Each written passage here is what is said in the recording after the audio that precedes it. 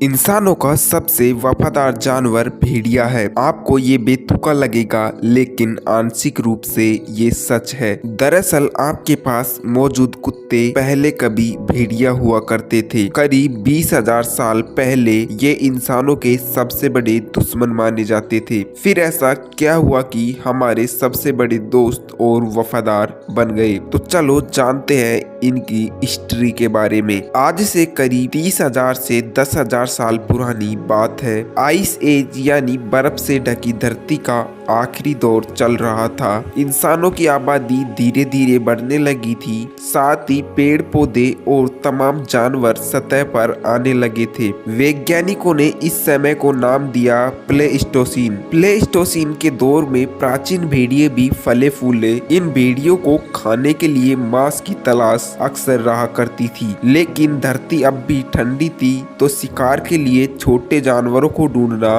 उनके लिए मुश्किल होता था। वैज्ञानिकों का दावा है कि इसी में से कुछ भेड़िए जो कम डरपोक थे, इंसानों की बस्ती के पास जाने लगे और वहां इंसानों के इस्तेमाल के बाद बची हुई हड्डियों और मांस इन भेड़ियों को आसानी से मिल जाता। यहीं से इंसानों से इनका शुरुआती संपर्क स्थापित हुआ। सरा मार्शल पेस्किनी और जूलियन कमिंस्की के research paper the social dog and evolution के मुताबिक जब इंसान होमो सैपियंस बने तो एक जगह रहने लगे, झुंड में घूमते और एक जगह पर ही खाते पीते। दूसरी तरफ भेड़िए काफी फुर्तीले थे। उनके सुनने और सूंघने की क्षमता बाकी जानवरों से कहीं बेहतर थी। कई बार ऐसा भी होता कि इंसानों और भेड़ियों के बीच शिकार को लेकर मुठभेड़ हो जाती। इस दौरान इंसान और भेड़िया एक दूसरे के जानी दुश्मन बन गए। एक रिसर्च के मुताबिक भेड़ियों के शरीर में स्ट्रेस हार्मोन ज्यादा होते।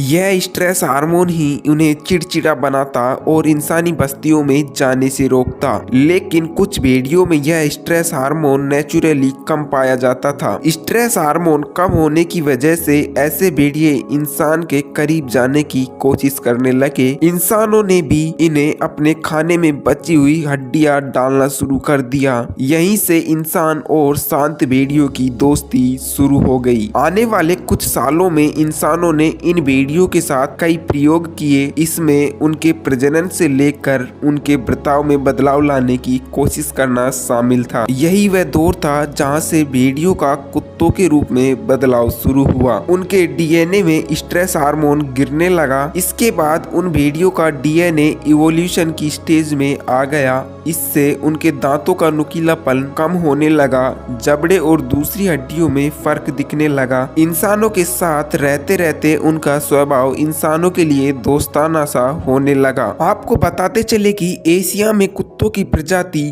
ग्रे वुल्फ से निकली है, जबकि अफ्रीका में सियार की प्रजाति से कुत्ते बने हैं। सऊदी अरब की एक गुफा में 8,000 साल पहले बनी कुत्तों की आकृतियां मिली। इसे कुत्तों की सबसे पहली पेंटिंग माना जाता है। आपके मन में एक सवाल आ रहा होगा कि इंसानों को पहला कुत्ता कहाँ मिला। इस पर अभी भी विवाद छिड़ा हुआ है। इंसानों ने सबसे पहले भेड़ियों को पालतू कहाँ बनाया, इस पर कोई एक राय नहीं है। नेचर्स कम्युनिकेशन रिसर्च पेपर का दावा है कि कुत्तों या उस समय के नॉन एग्रेसिव भेड़ियों को साउथ चीन से मंगोल और यूरोप के कई देशों में लगभग एक ही समय पर पालतू बनाया गया था। चीन में 16,000 साल पहले और भारत में करीब 12,000 साल से 14,000 साल पहले भेड़िए पाले जाने लगे थे। वहीं अमेरिका में करीब 10,000 साल पहले इन्हें पालना शुरू किया।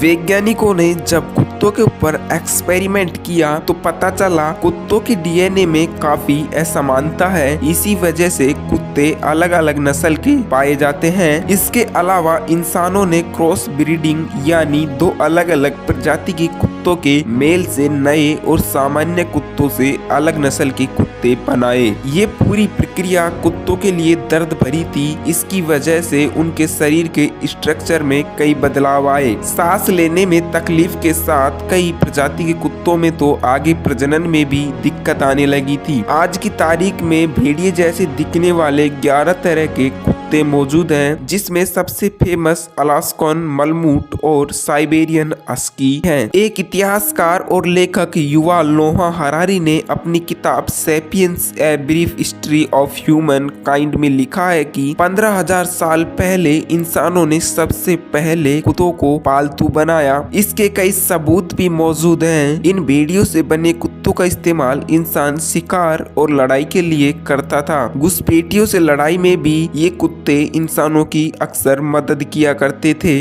जैसे जैसे इंसान और कुत्तों की पीढ़ियां गुजरती गई, दोनों के बीच रिश्ता मजबूत होता गया। ये एक दूसरे से संवाद करने लगे। कुत्तों को बाकी जानवरों से सुरक्षा और आसानी से खाना मिल जाता। कुत्ते इंसानों के साथ अपनी जिंदगी को भी सुरक्षित देखने लगे। हजारों सालों में दोनों के बीच एक समझ विकसित हो गई। कई सभ्यताओं में तो इंसानों के साथ कुत्तों को पूरे विधि विधान से दफनाने का भी साक्ष्य मिलता है। स्क्रीन पर दिख रही आपको फोटो में कश्मीर के एक बुरहोम में मिली नवपाषाण काल की एक कब्र में इंसान को कुत्ते के साथ दफनाया गया है। इसी तरह सिंधु सभ्यता की साइट पंजाब के रोपड़ में भी एक कब्र में इंसान के साथ कुत्ता मिला। यानी आज से करीब 10,000 साल पहले तक भारत में इंसान और कुत्ते का ये रिश्ता देखने को मिलता था। हरारी किताब में उत्तरी इजराइल में 12,000 साल पुरानी कब्र का जिक्र करते हैं। इसमें एक 50 साल की महिला के कंकाल के साथ एक पिल्ले का कंकाल मिलता है। पिल्ले को महिला के सिर के पास दफनाया गया है। हरारी दावा करते हैं कि